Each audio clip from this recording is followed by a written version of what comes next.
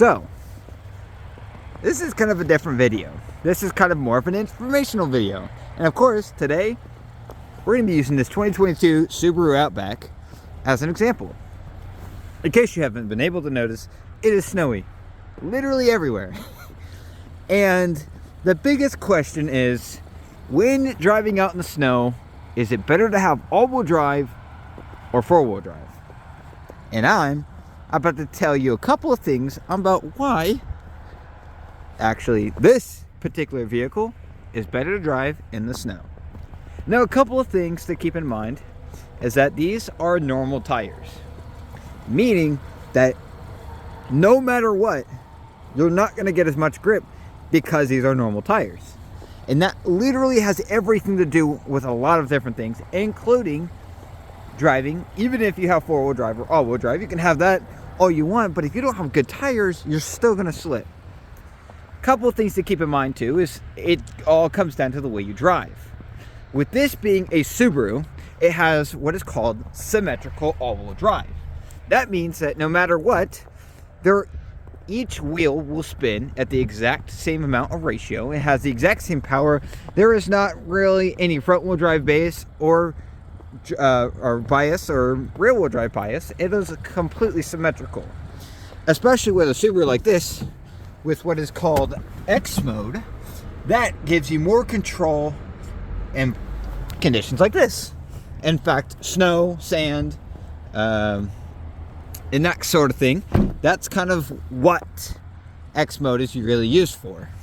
Now, with the Subaru Outback, like I said, you get symmetrical all-wheel drive, but here's why symmetrical all-wheel drive is better than regular all-wheel drive, and why you should go with an all-wheel drive vehicle than a four-wheel drive vehicle. All-wheel drive, usually, now, keyword usually, and we're going to base it off of a Subaru drivetrain. All-wheel drive is all wheels powering all at once. It's not going to give more power to the front wheels or more power to the back wheels like other vehicles. Like, for example, that Audi A3 right there. That does not have symmetrical all-wheel drive. If that had the all-wheel drive system, which that one does not, it would be front-wheel drive based. So that means that the main part of the powertrain will be front-wheel drive and will kick in the rear as needed. Now, that is a completely important statement right there, because whereas this won't kick in a certain wheel when needed, it kicks in all wheels when needed. But more importantly, four-wheel drive is more mechanical.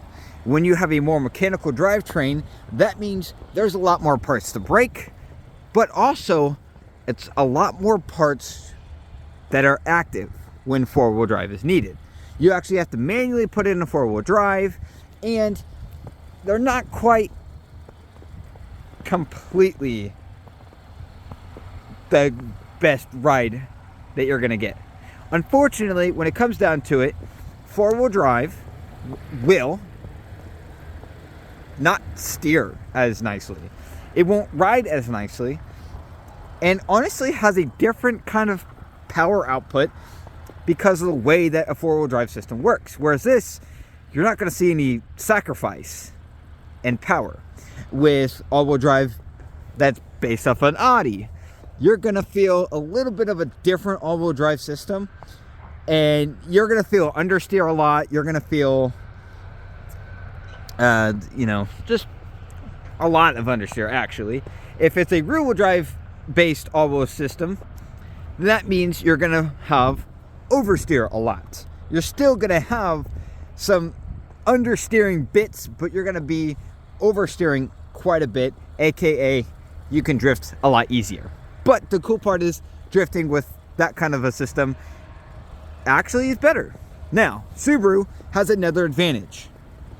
Underneath this hood has a boxer 4-cylinder.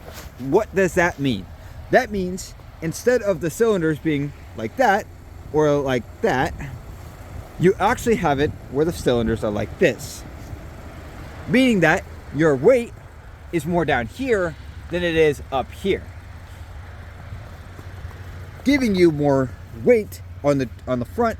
And because it's an all-wheel drive it's a symmetrical all-wheel drive system. All of your weight is distributed equally, and you will have the exact same, like I said, the exact same control across all four wheels. Another key thing to keep in mind: if your vehicle, like this one, can be controlled by a manual mode, it is better that way, because it gives you more control with your power delivery, and when you can control your power, when it comes to slowing down, you can have more control. You don't have to use your brake, because if you use your brake, especially on street tires like this, you will slide. Plain and simple. Especially with a dry snow like this, where it's kind of crunchy, it gets caked up, which means, as you can see here, you'll cake up your tires like that and make them completely slippery. Now, because this is not my vehicle, I would show you what I'm talking about, but because this is not my vehicle, I can't show you. But basically, in and of that self, that is the difference between all-wheel drive and four-wheel drive in a snowy situation. And why Subaru honestly is a better vehicle if you want to drive in the snow. If you want some more information, comment down in the description down below for a more in-depth version or review of something like that. And stay tuned for more informational videos such as this. And if you're in the search for a car, come down to Jefferson City Honda and talk to me, the guy in the bow tie. Thank you so much for watching, and I'll see you all later.